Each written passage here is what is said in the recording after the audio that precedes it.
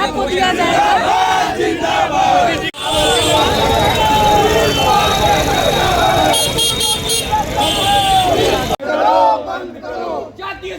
बंद करो जा रही है, इसीलिए हम लोग इसका विरोध करते हैं। हम लोग समानता के विरोध में नहीं है, लेकिन समानता दिलाने का जो तरीका है हम लोग उसके विरोध में। समानता ऐसे नहीं आएगी, समानता आएगी कड़े नियमों से, समानता आएगी सबको साथ लेके चलने की।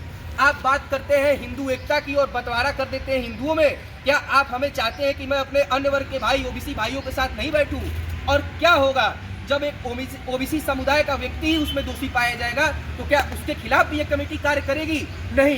उस प्रेजेंटेशन किया जाएगा, जो कमेटी फॉर्म की जाएगी उसमें सिर्फ और सिर्फ जनरल फिजिकल डिसेबिलिटी, जनरल नहीं फिजिकल डिसेबिलिटी, ओबीसी और SC/ST के प्रोफेसर इन्वॉल्व रहेंगे। तो क्या जो रहेंगे इन्वॉल्व, क्या वहाँ पक्षपात नहीं होगा? क्या वहाँ जनरल रिप्रेजेंटेटिव नहीं चाहिए?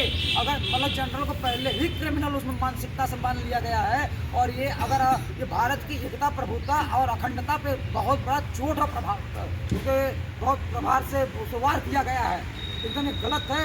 और इससे भारत की प्रभुता एकता कुछ संशोधन, जैसे अगर शिकायतकर्ता दोषी पाया जाता है तो उसके खिलाफ भी कड़ी का ये सभी सवाल सांसद और विधायकों को है। ये चूड़ी DM साहब को दिया जाएगा।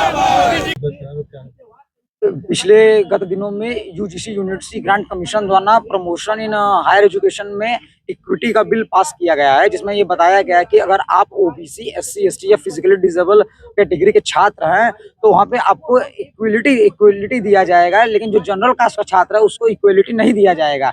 वहाँ पर एक कमीशन बनाई जाएगी, जाति आधार पर आपके साथ डिस्क्रिमिनेशन हो रहा है, भेदभाव हो रहा है, या आपके साथ मारपीट हो रहा है, गाली गलौच हो रहा है कुछ हो, तो उस पर जाति आधार पर OBC, SC/ST एक्ट और PWD का जो छात्र है वो कंप्लेन कर सकता है कि हमारे खिलाफ इन्होंने भेदभाव किया हुआ है। और जो उस कमेटी को रिप्रेजेंट करेगी वो OBC, SC/ST और फिजिकली डिसेबल प्रोफेसर्स की ही ग्रुप उसको लीड करे, वहाँ पे जनरल का कोई भी रिप्रेजेंटेशन नहीं होगा। ऐसा हाल ही में UGC ने एक नया नियम लाया कि promotion of equity in higher education, उसी के विरोध में, क्योंकि उसमें कुछ बहुत बड़ी गलतियां UGC की तरफ से की जा रही हैं, जैसे सामान्य वर्ग को उसमें शामिल न करना, और रिप्रेजेंटेशन जो उस कमेटी में है वो सिर्फ उन्हीं वर्गों का करना जिनके लिए बनाया गया है। दूसरा, कोई पेनाल्टी नहीं फॉल्स केसेस के लिए। इसलिए आज ये हम लोग इक्विटी कमेटी के विरोध में आए हैं। बहुत धन्यवाद।